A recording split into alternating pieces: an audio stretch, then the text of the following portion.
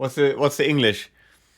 I got some answers to my question about Let's Talk Guitars in my previous video, and so the first one comes here. JDVJ4Go asks, which guitar is your favorite, number one, and why? Any interesting mods? And I guess I will have to show that guitar. And I have it right here. However, I'm not gonna... This is one of those that I cannot go into detail because there's too much to talk about this one. There's a lot of things that have happened to this guitar over the years, and I will just show it as it is now. Okay? And here's a picture of how it used to look. It's a Warmoth build. I ordered the guitar parts, I painted it, I built that, and then with time it had turned into this. New neck, pickguard, I made my own pickguard here. Lots of crazy stuff on the back here. I will hold you on a little cliffhanger with this one because there's so much to talk about this. Okay, so this is my favorite guitar. It says Cedric on the headstock. I don't think I have any other guitar that has as much super glue on it as this one. There's super glue all over the place, and that's gonna also be another separate video about my guitars and where and why I have super glued certain parts. Because according to a guitarist forum that I was, they dubbed me the certified super glue master or something like that, because I super glued so much, very carelessly, and in my opinion it's just a very useful tool to fix shit, and I'm gonna use super glue as much as I want. And all the guitar snobs out there that is, oh, I'm gonna protect my guitar because it's like... Do what you want with your guitars. If you want to be careful with your guitars, do it, because they can be very beautiful furnitures and awesome instruments. I just think to look at this as awesome instruments that can take a beating. You know, they don't need that much more. Next question from the same person, by the way.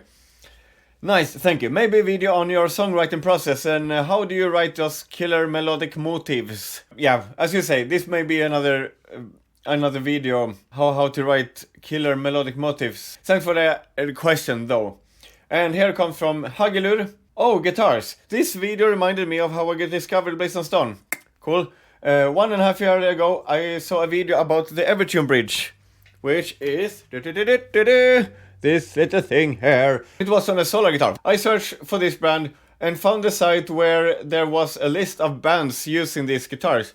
There were 5 or 6 bands. I don't know. Okay, so I don't know which site you are thinking about, because I don't know where I have been featured other than the Solar Guitars homepage, where I was at least one of the early bands with Blazon Stone to be on their artist roster or whatever you want to call it.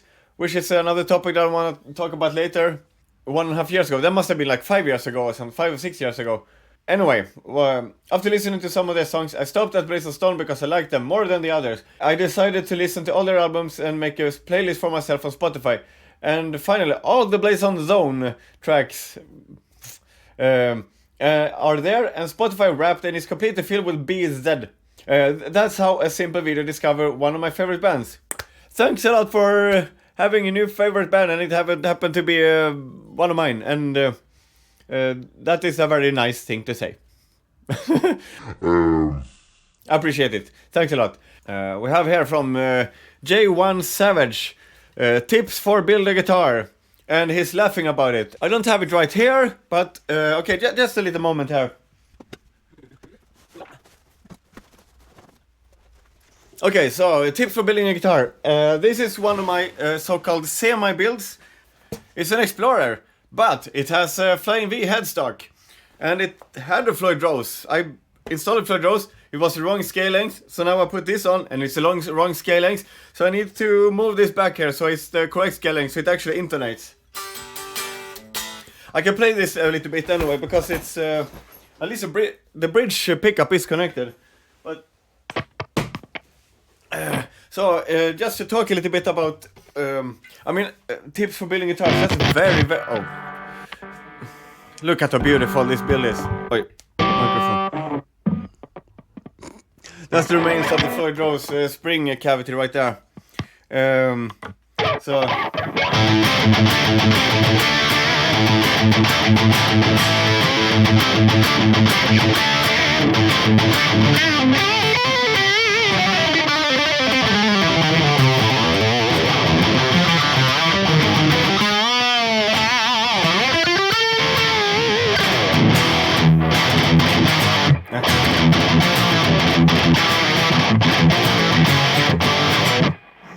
yeah, so obviously I'm a Running Wild fan.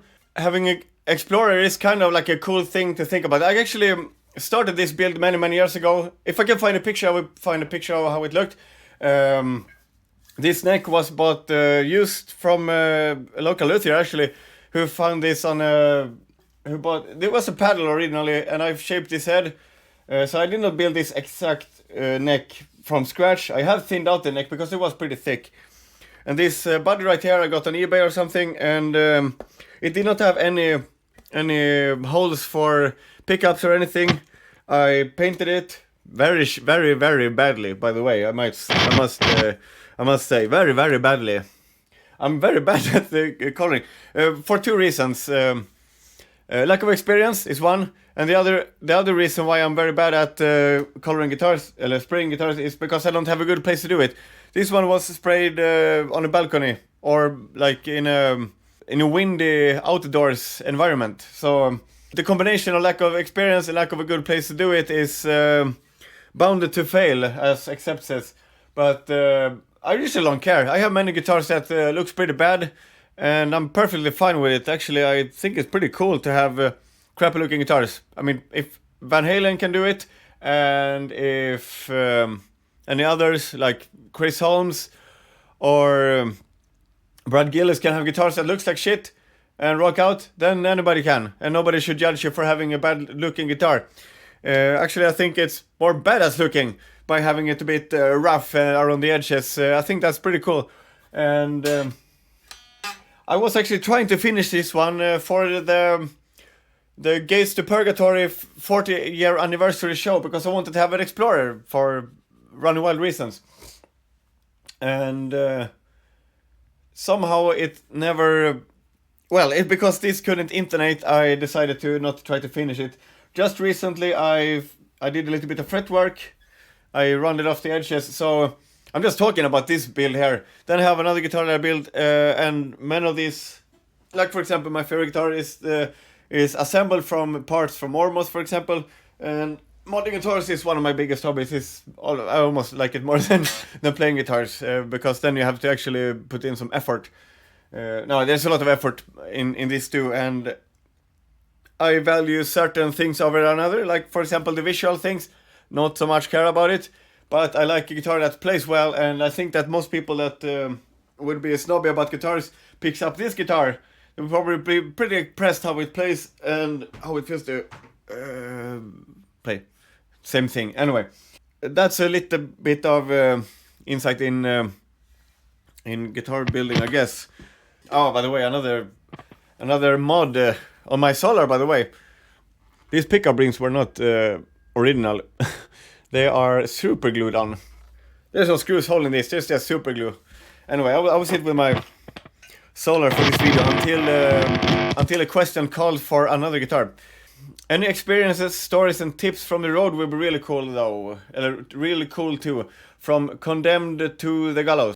I have not been out and flying so much with Blazon Stone yet, but there are a few shows coming up, and as much as I love my fancy guitars, like for example my favorite guitar, or let's say this white unicorn here, well, most of them are pretty white with black hardware, like this white unicorn. A tip that I would have is if you have guitars that you really cherish and you are attached to them in some way or another, get something cheap ass guitar that you can fly and play shows outside with. If you're going by car, it's not that important, but when I flew to Greece to play, I actually bought a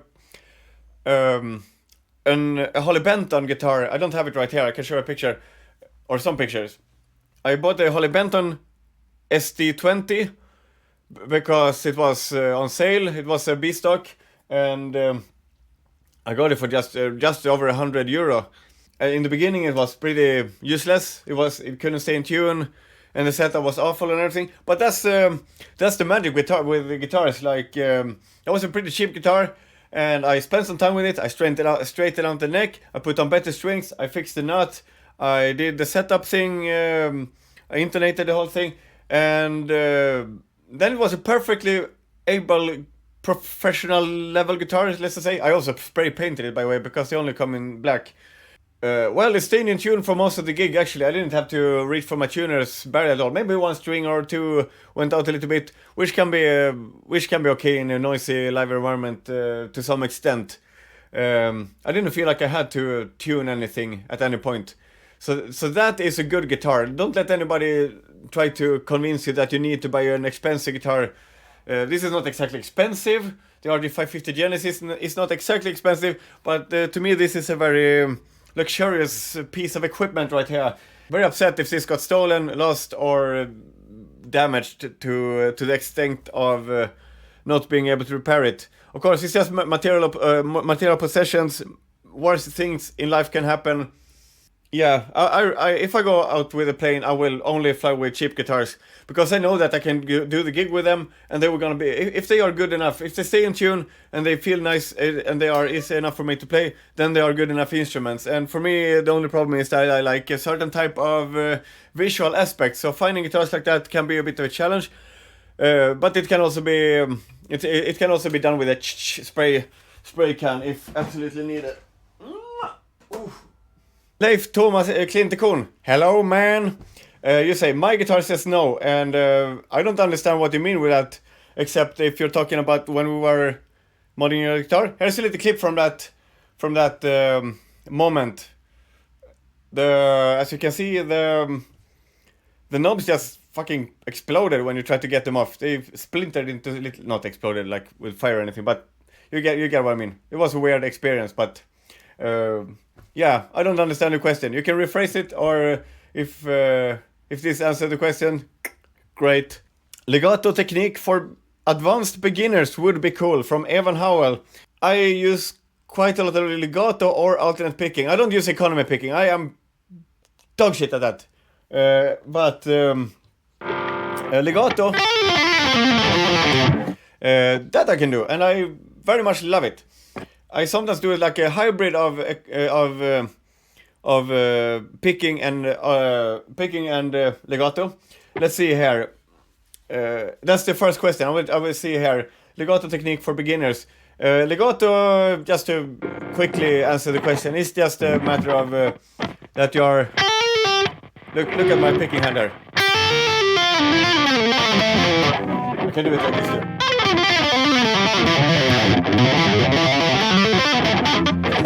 Sounds like us, but yeah, you get the point. This is not that important in legato, because you're just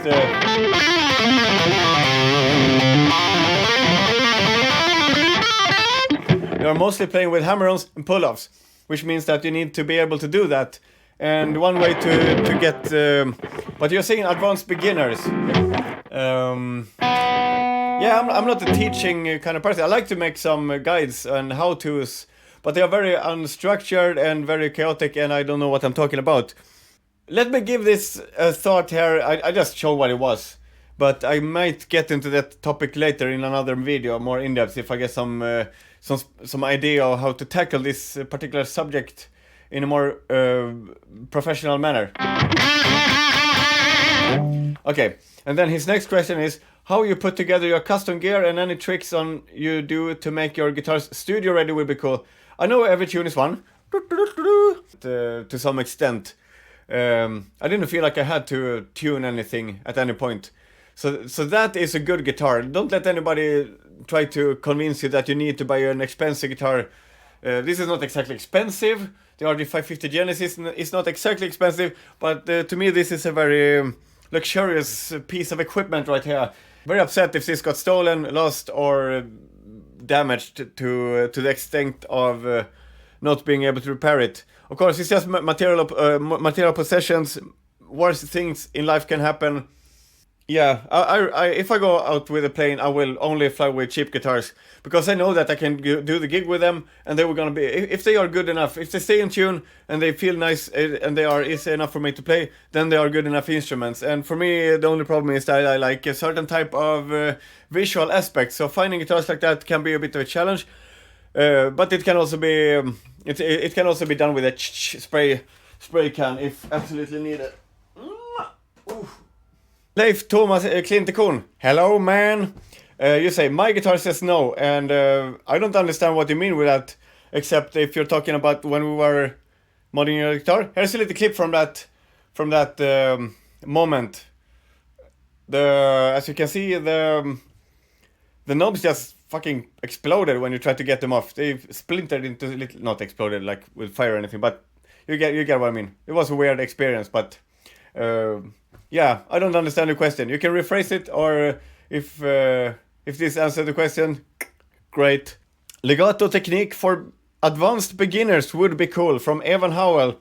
I use quite a lot of legato or alternate picking. I don't use economy picking. I am dog shit at that. But legato, that I can do, and I very much love it. I sometimes do it like a hybrid of picking and legato. Let's see here. That's the first question. I will see here. Legato technique for beginners. Legato, just to quickly answer the question, is just a matter of that you are. Look at my picking hand there. I can do it like this too.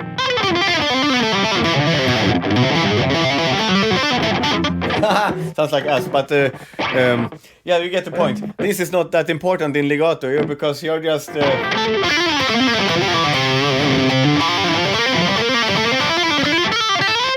You're mostly playing with hammer-ons and pull-offs, which means that you need to be able to do that. And one way to get, but you're saying advanced beginners. Yeah, I'm not a teaching kind of person. I like to make some guides and how-tos, but they are very unstructured and very chaotic, and I don't know what I'm talking about. Let me give this a thought here. I just show what it was, but I might get into that topic later in another video, more in-depth, if I get some idea of how to tackle this particular subject in a more professional manner. Okay, and then his next question is how you put together your custom gear, and any tricks on you do to make your guitars studio ready would be cool. I know every tune is one.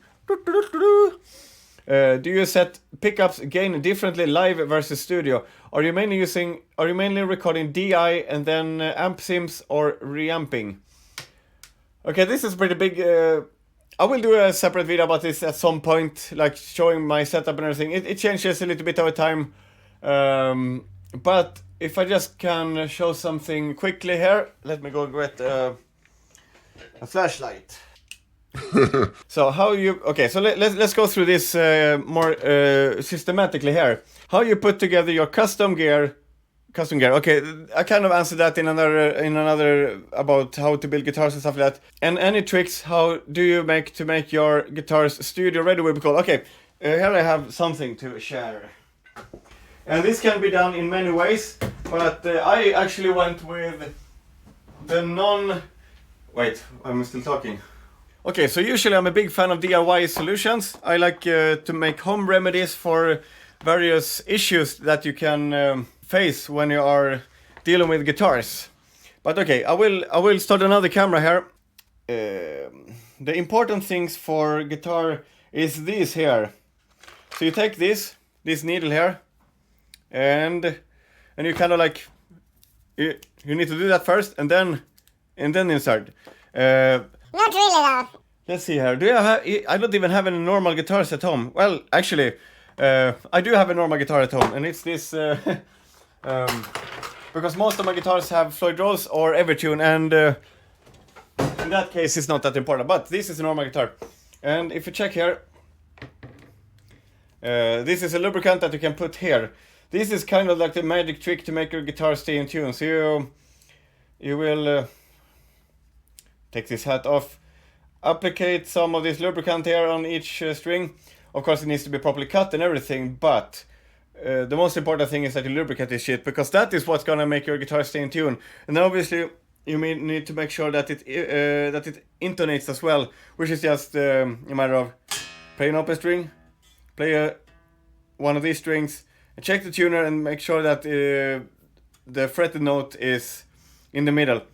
And with this case, I cannot intonate this properly because this bridge needs to be located further here because I put it in the wrong spot basically. So staying in tune and intonated is like the most important things when recording. Of course, you can go deeper and talk about like pickup height and stuff like that, but that's not that important. Another thing you can get is these types of files. There are 3 of them, and you can cut the nut up there for each string. These are like you can see which string is on each side here, and you just cut them so they are as close as possible to the frets, but not so much that it creates what do you call it, like and then I have various fret polishing here, blah blah blah. Not really necessary unless you're doing solos, maybe when you want smooth bendings. Basically everything is about staying in tune, good setup, and this here, what was this called? Big bends nuts. So it looks like it says rig bends, but it's big bends nuts. So I buy this. You can use a pencil. You can use a pencil as well. That also works. I used to do that. I just find this one to be a bit more easy to deal with. And then he was also asking about, I know I've chosen one, and do you set pickups gain differently live versus studio? I don't know. I don't use the same gear live in the studio. I usually use my GSPs, not this particular one, but I use GSPs live usually. And recently I got this Tonics here, which I might use live at some point, and which goes into the next question, which is, are you mainly recording DI? Yes, I am. So my guitar here from the cable is going into, I have a radial J48 box here that is screwed here onto the table, and then I have another passive DI box here for my keyboards in stereo. So I have this, and this one, the guitar goes into here and gives a DI signal to Cubase, and then this other cable here goes into my Tonex, which is then connected to another DI box over here, so that it, I mean, that's the problem with the Tonex, is that it doesn't have a real line output level, so I have to use a DI box to get the correct output level from it. It's fine, but I would have preferred if it had a real line output, but it sounds great, everything. So I use this as monitoring, but then also recently I just like the sound so much, and since the sound is the same in the pedal and the VST, I don't really see any real reason to record the pedal. I mean, I can still do it just to avoid using ampsims in the program, but to save CPU space. But since they sound the same, I think it's easy to just make a DI track, put the Tonex on it, and use that. But it's also cool to record like from your hardware and actually get a committed sound instead of being able to go in and tweak it. There's pros and cons to both as well. And then ampsims reamp. Yeah, I'm usually using ampsims. I will go into detail a bit about every Blazon Stone and maybe some other products, what amps or not I've been using on each and every album. And actually I want to make that a little quiz. I want to put up what I've been using, but not on what, and then which albums, and then people can guess what of these pieces of gear I have been using on what. That would be interesting to see what people actually think I've been using, and then I can talk about in another video what I was using. So that could be cool. And reamping, I don't usually do that. I used to do that with a Kemper, but it takes so much time and it's so time consuming. I usually want to just record and use ampsims and be able to tweak it there. But reamping with a physical amp with a microphone would be really cool, of course. But I don't have the space for that. I have the rehearsal space. But if I'm doing guitars, I just want to make everything easy and work from home and get things done there. But thank for the question, Ivan. And then we have Matthias Andreasson here. And he's asking, picking hand, open or closed? And I would do a separate video about this, but I will answer it anyway. And I have actually evolved my picking hand through the years, and I'll just go quickly into this, and that is that I used to play like this. When I was playing alternate picking, I kind of held my hand as James Hetfield like this with 3 fingers. Then on down picking, I lose that one, and I go.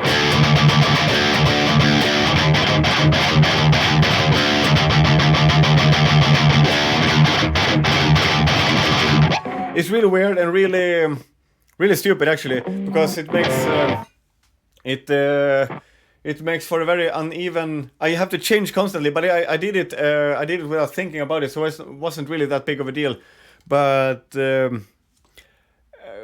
just recently, a couple of years ago, I started to experiment with correcting my finger, my hand technique, because if I'm playing one way or another, I'm so stuck to playing to changing that. So I was like, okay, let's look up what the professionals are using, and this is a grip that that I learned, and that is instead of this, the Hetfield, or this, holding the pick like this, was something that I learned and from Bernd on a YouTube channel called Bernd. And so now it has its own challenges, by the way. There are some pros and cons to this as well. And so I guess right now I play with a open.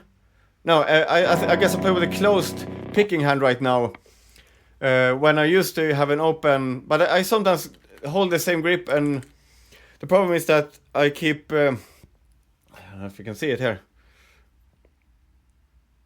That it keeps making chaos here. It's not that a big deal, but it's a bit annoying. But yeah. And then he was also asking, why are white guitars the best? Well, I guess, I mean, by now you can see here, I have that, I have that, I have those 2, I have those 3 on the bass, and then I have more, I have something up there as well, and I have more in the rehearsal, and then I have a red one, and I have a couple of burst ones.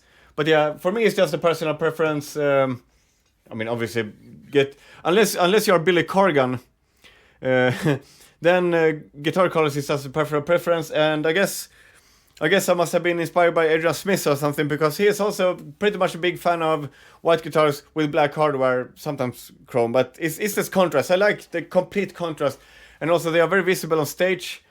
And as of recently, I will make a video about this. But as of recently, I've been thinking about, should I try to get out of this? Because it is a bit. I have sometimes gone into a music store, played a guitar that feels, oh wow. I just play a guitar and it's like a purple burst or something.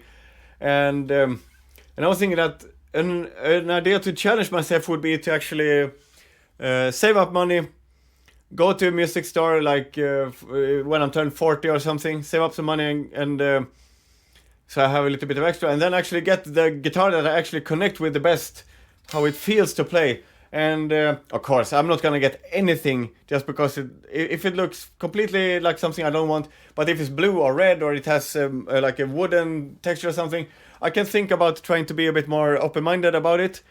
And but of course, my main interest lies in complete solid colors. This one is a bit of an outlier because it is satin finish. Not the biggest fan of satin finishes. Normally, I want it to be glossy. I like glossy necks. I like glossy finishes. I also like glossy necks, by the way. I don't have a problem with that. I don't sweat that much on my hands. But like even a black guitar with black or gold hardware is pretty cool. I like this type of like quilt maple guitars can be really cool. Like, I think this kind of is a blessing and a curse to have this type of attachment to this color scheme, because it kind of reduces my since being a guitarist has this can introduce this problem of wanting to buy more shit than you need.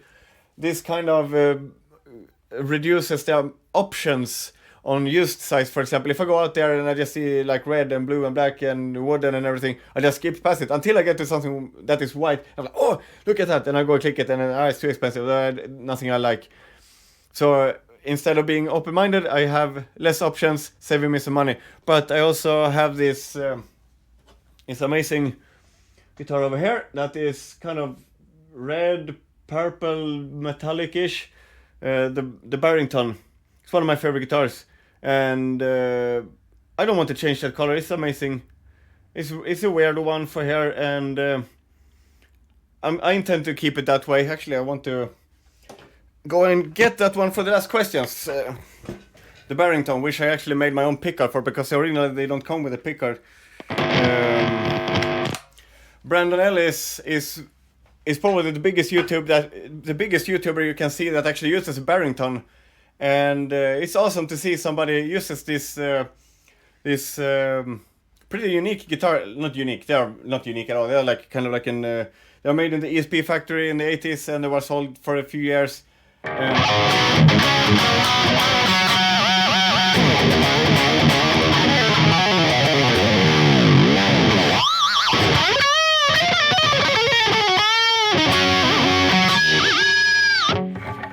Really cool guitar. I also changed it to gold hardware. And recently I put this singing coil here. I just made it for it to be one humbucker here, and with the pickguard it doesn't make any sense. I don't like one humbucker on pickguard guitars. I want there to be at least 2 pickups. So I put a singing coil there for making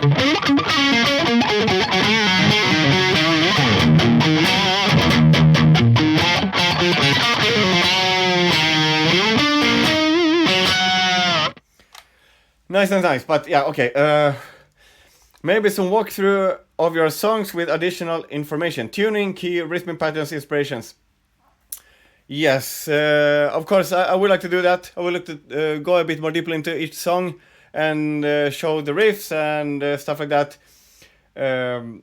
That's a good suggestion for me to do, because usually I just do solo guitars, because I usually find my riffs to be so banal that like, why we should even show like for example, like now I can't even come up with something, but I usually just do the solos. But maybe I should do more melodies and riffs and full songs and talk about them a bit more, because there are songs that deserves to be talked about. And then a guide on how to build the tone you use on specific records. Yeah, I mentioned that in another question, where I can go into a bit more about what I was using on certain things, and yeah, I will do that in another video, okay? So let's get to the last questions here. And we have from Mikey Dolman: what setup to get a classic running wild guitar sound 88 to 94? This is an impossible question to answer, because first of all, it's not impossible to answer about the gear, because you can probably somehow get a hold of Rolf in some way and ask him, like, well, what amp did you use and what cab did you use? Probably, if you know anything about guitarists, is that everyone talks about amps. Nobody talks about the cabs and the speakers and the microphones used, which is probably the most important thing when it comes to how the guitar is actually going to sound. If you have any experience with studio gear and stuff, you know that if you change out the cab, you will get a bigger change of sound than if you change even out the amp. And then, of course, even less if you change out the pickup. I have made a video about that in the past. Most pickups kind of sound the same when you have distortion on it. I still like to prefer certain pickups over others, because they kind of feel different, and some are like hotter and colder in terms of output. So in some cases I just like super hot pickups for guitars that I like to solo on, and then we have things like this.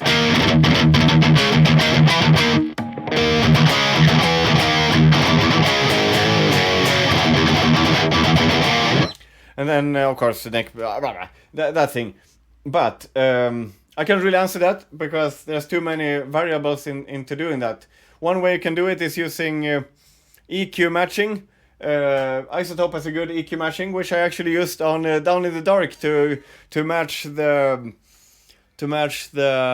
no, wait, did I use that? No, I actually used bias. I used bias amp plugin, and it actually matched the sound from the Blazon Stone album with Ronnie Wine.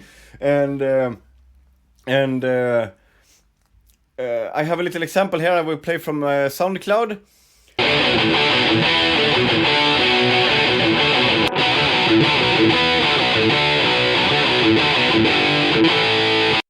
that shows the Lone Wolf original and the matched tone, so to speak. So it's kind of possible if you have an isolated guitar playing with no drums or bass, you can actually kind of replicate that tone just by using an EQ matching or bias amps matching function. It's pretty cool. I used that for a while. I thought it was an interesting thing to try out because it was kind of a new thing. And but nowadays I would probably I used something similar on the hymns and Damnation as well, but I don't remember what I was matching there. I don't remember. But nowadays I think I want to just find another tone. Like I don't think it's that important to be like, oh, you need to have your own tone and whatever. If it sounds good, it sounds good. And it's not even like it's not even like Down in the Dark is the most best produced album ever anyway. So like the competition is not even there. Nobody's gonna lose any studio jobs because somebody's using EQ matching. Because then you also need to get the drums done and bass done and the vocals and everything needs to fit together. And I'm not even the best mixer in the world, and my mixes mostly gets the point across.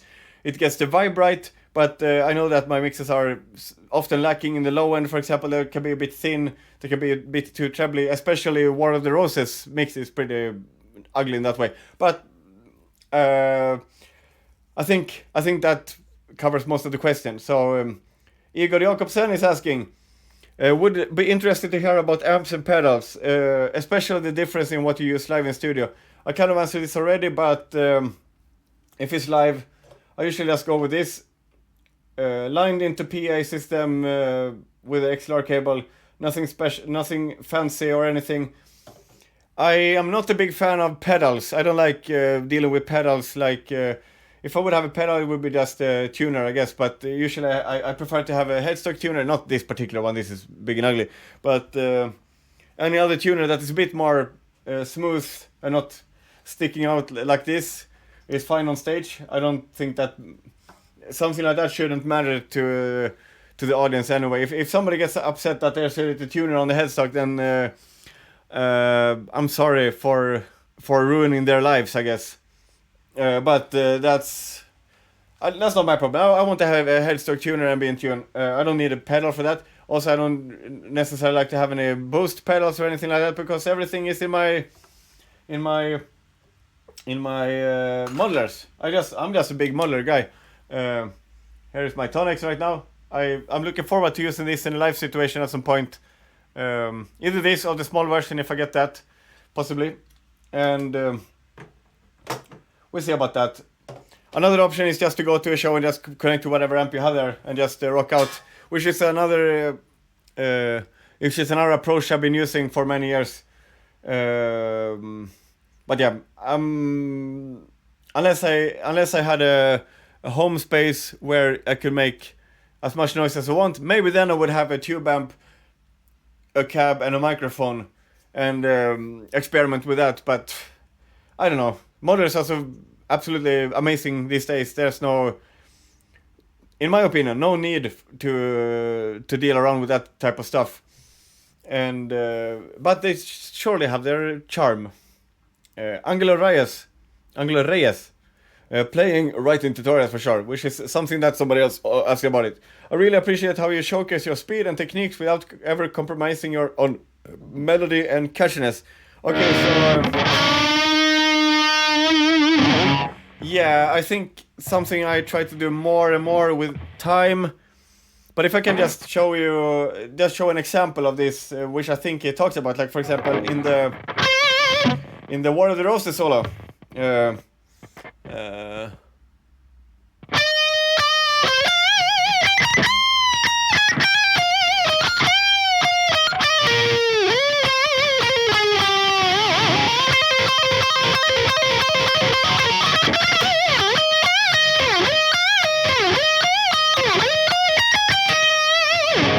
There's almost nothing shredded there. That's only a shreddy thing. So yeah, it's totally possible to make solos without using any shreddy techniques, and there's no right or wrong way. for me, it's mostly about trying to figure out what I think works in the context of a song. And there's moments where I've been going absolutely nutcase. Like, for example, this Cloven altar solo right here. I will play it.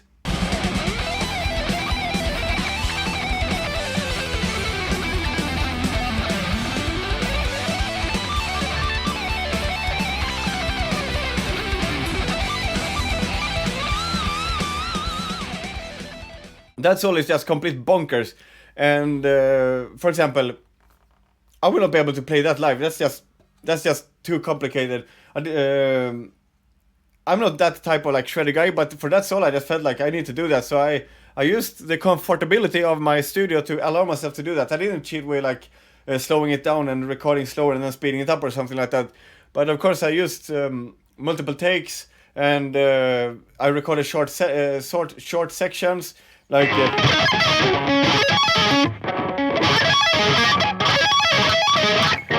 I'm not a good sweeping guy. I can do it if I really put my time into it, and I can probably do it during the time of recording. But then I will lose the technique hours later. So it's a very much in the moment thing. So of course I use my studio for expressing certain things that might be out of my comfort zone. But I've also done that with Blazon Stone and Rock and Rollers, and I learned with time that that's not worth it, because eventually you might have to play the songs live. And for example, now with the upcoming Blazon Stone album, I'm putting a lot of effort into making sure that the solos are not gonna be too hard to play live. Of course, I want to challenge myself a little bit, and I will play a little phrase here from one solo, okay? I will show you what I was doing differently. I'm gonna play the entire solo, but from the beginning.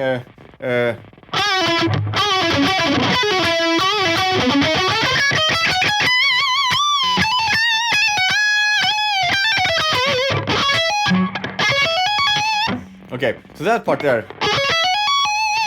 Originally I played it like this.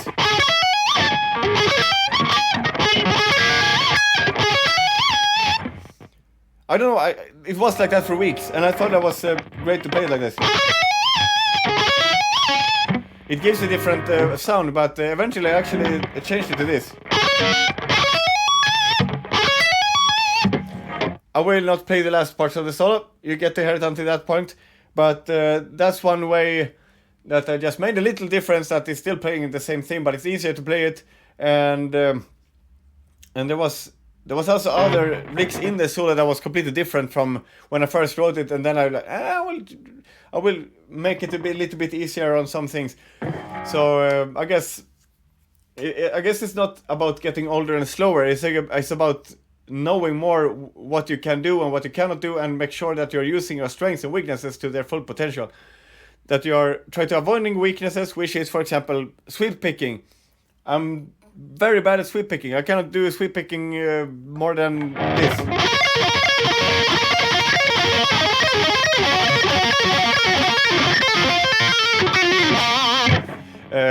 That's not a great sweep picking, especially when it's more strings like this. I cannot do that cleanly. I have been trying for years. I really have not put in enough time to master that, so I just avoid that in my solos. If I cannot do something that doesn't sound good in the solos, nowadays I avoid it. Back in the day, I might have been a bit naive and use techniques that was above my current level, and it will come and bite you in the ass, or maybe you will conquer your weaknesses and master them. In some cases, I just don't master my weaknesses, because I've kind of stayed stagnant for many years, but also learning other things that I can do. Like, for example, recently I started to practice economy picking up here. You see, I cannot do that, but I can do alternate.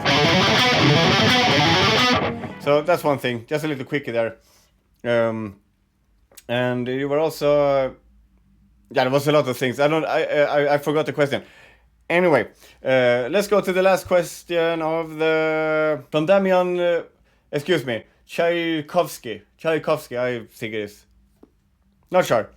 But you were saying, how to get rid of string squeal when playing and moving hand over the fretboard. This is something I just can't get rid of. I have seen some internet suggestions like greasing the strings and make them slippery, but an opinion of a pro would help greatly. Okay, then I'm not exactly a pro, but I just have a lot of studio experience mainly. I have some live experience too, but studio is where I'm at, and when it comes to recording, for example, I have learned over the years from recording so many times how to avoid them, and I have never heard about greasing the strings. Maybe that helps for some people, I don't know. I just don't want my strings to be yucky, so I would avoid that personally. If it helps for you, try it out. Just be ready that they will be yucky. Personally, I also have very non-sweaty hands, so my strings can stay like dry and fresh for a very long time, which I'm very lucky with. But to the topic of reading the squeals, and with that you're talking about.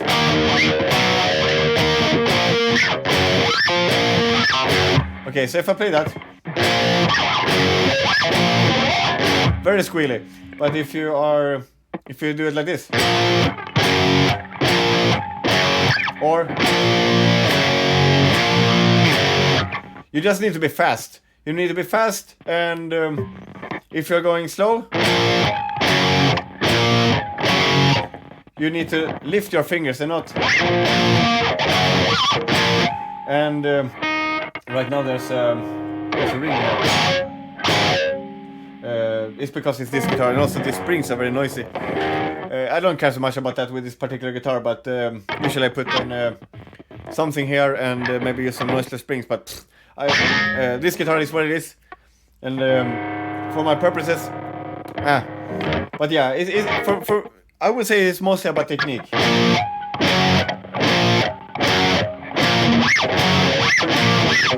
Because some people are sliding their strings.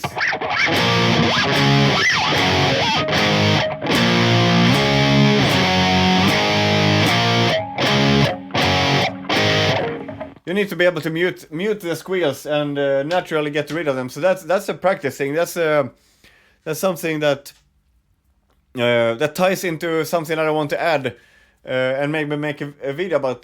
Because when you're starting out on guitar, I think many, especially metal guitarists, they want to get to that stuff. They want to get to the widdly widdlies. But I think the most important thing that every guitarist, and especially guitarists that play metal, because we have distortion, which make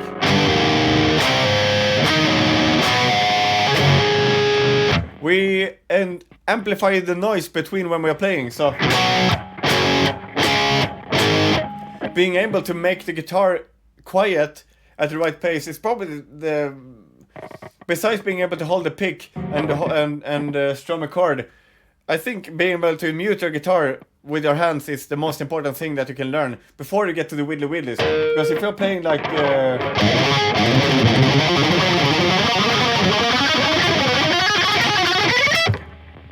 and if it's not like this, if you have a string like this,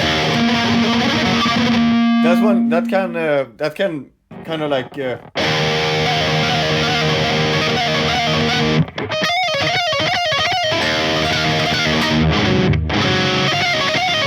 well, you can hear. You need to be able to.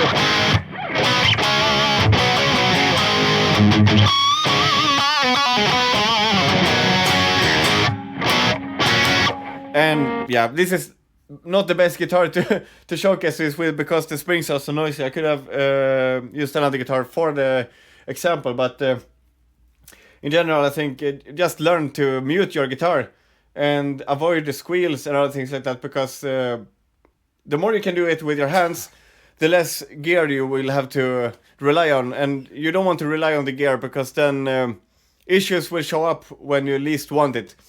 So in some way, like if you're like Wolf Hoffman, when they were playing like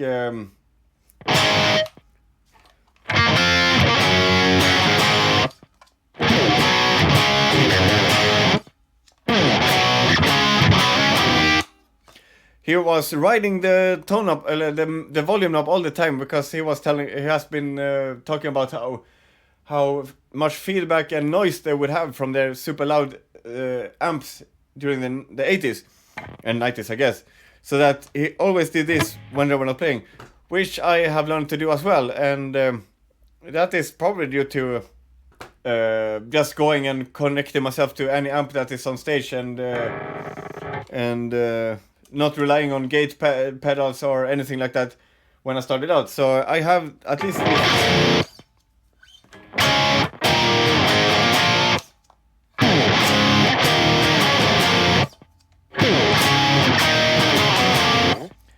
I don't usually do this live, but I can do that sometimes.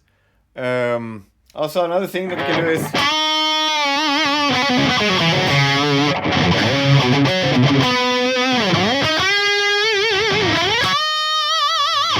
I sometimes pinch my fingers on the strings that are not supposed to be when I'm just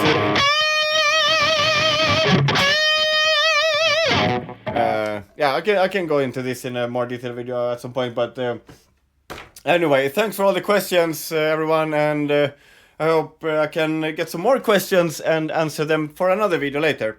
And until then, thanks, and see you next time.